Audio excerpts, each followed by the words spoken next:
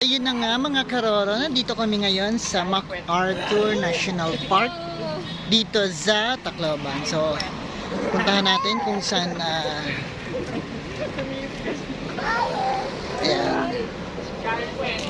Puntahan natin yung statue ng mga sundalo, mga US soldiers. So, ayan.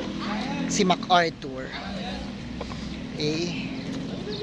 So, ito yung park. Arthur Park. Okay. Ayan sila. So, ito yon. So, ibig sabihin, nung unang panahon nila, mababaw ang dagat dito.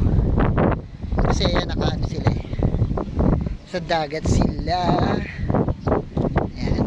Okay. Ayan po ang MacArthur Shrine. So, ayan. Ito po yung kabuuan ng park. Ayan.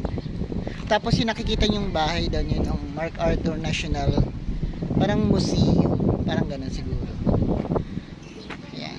So, nasa gilid po talaga siya, literal nasa sa gilid ng dagat.